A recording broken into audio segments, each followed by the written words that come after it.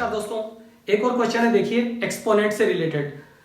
आपको लग रहा हो कि इस क्वेश्चन को हम एक्सपोनेंट की हेल्प से सोल्व कर सकते हैं। डेफिनेटली कर सकते हैं, बट कैसा हो कि अगर आप कोई आइडेंटिटी यूज करें, ठीक है, तो स्पेशली क्लास 9th में जो सेकंड चैप्टर है पॉलिनोमियल्स का, उसमें एक आइडेंटिटी होती है। बट ये मैटर नहीं करता कि आप क्लास 9th में पढ़ रहे हैं या 8th में या फिर 10th में। अगर आप ओलंपियाड या अदर कॉम्पिटिटिव एग्जाम्स की तैयारी कर रहे हैं तो फिर एक बेसिक सा कंसेप्ट है, कुछ बेसिक आइडेंटिटीज आपको आनी चाहिए। देखो इस क्वेश्चन में क्या लिखा है, 10 cube plus -7 cube plus -3 cube, इसकी वैल्यू क्या होगी। बाय द वे आप विदाउट आइडेंटिटी भी इस क्वेश्चन का आंसर इजीली फाइंड कर सकते हैं। कैसे? इसका क्यूब करें 1000, इसका क्यूब 343 नेगेटिव में, और इसका -27, जो भी एडिशन सब्ट्रैक्शन है आप कर दें, कोई बात नहीं। फिर भी क्या आप ये जानना चाहेंगे कि इसका और कोई आसान तरीका हो सकता है? यस, बिल्कुल हो सकता है स्टूडेंट्स।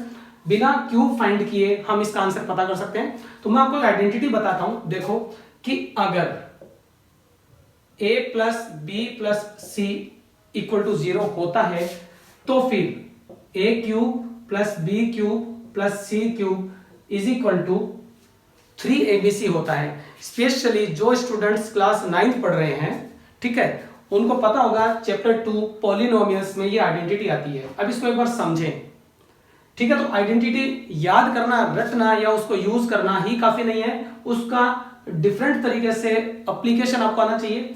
देखो a is equal to 10, b is equal to -7, c is equal to -3, इन तीनों का टोटल करना है। जो ब्रैकेट में लिखी है, ब्रैकेट के अंदर उसका टोटल करना है।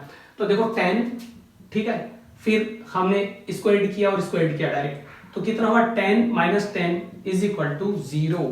मतलब इन तीनों वैल्यूज का सम जो है वो क्या आ रहा है, 0 आ रहा है। तो एक कंडीशन सेटिस्फाइड हो गई। अब देखो हमें यही पता करना है, a cube plus b cube plus c cube is equal to क्या होगा, तीनों का प्रोडक्ट, a b c का मतलब तीनों का प्रोडक्ट, और 3 से मल्टीप्लाई यानी ट्रिपल कर देना उसका, तो फिर ये हमारे जो इसका आंसर मिल जाएगा।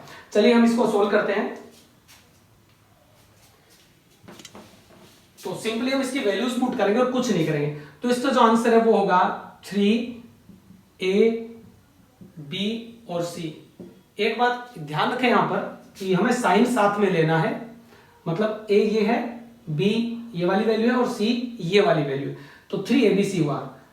अब देखो एक सिंपल सी बात है कि जब दो नेगेटिव नंबर्स हमारे पास आ रहे हैं तो उनका प्रोडक्ट हमेशा पॉजिटिव होगा। तो ये नेगेटिव नंबर आप स्किप कर सकते हैं क्योंकि पॉजिटिव में कन्वर्ट हो गया। अब देखो ये 7 3 जा 21 और 21 3 जा 63, ठीक है, और इंटू 10। मैंने 10 को पहले इसलिए नहीं किया क्योंकि 10 के साथ मल्टीप्लीकेशन इजी होता है, तो 10 को 10 ही रहने दें। ये 21 3 जा 63 और ये 10 से मल्टीप्लाई करने पे बनता है 630। तो स्टूडेंट्स इस क्वेश्चन का आंसर 630 होगा। कैसा हो कि अगर हम इसको क्रॉस चेक करें यानी वेरीफाई करें। देखो 10 का जो क्यूब है वो क्या होता है 1000, ठीक है। उस बाद 7 का क्यूब होता है 343, लेकिन नेगेटिव है तो मतलब नेगेटिव आएगा। नेगेटिव नंबर का क्यूब हमेशा नेगेटिव होगा, और ये भी नेगेटिव है और क्यूब है, तो फिर कितना होगा -27। चलिए हम सब्ट्रैक्शन करते हैं। दो नेगेटिव नंबर आपस में ऐड हो जाएंगे तो ये बन जाएगा 370, ठीक है, और 1000 में से 370 माइनस करते हैं तो हमारा आंसर 630 आता है। ये हो गया 0 10 और ये फिर से 10 हो गया। ओके, तो आपने देखा कि जो आंसर हमारा आइडेंटिटी यूज करके आ रहा था वही आंसर हमारा एक जो भी ट्रेडिशनल मेथड है एक्सपोनेंट वाला उसको यूज करके 630 आ रहा है। तो 630 इसका आंसर होगा।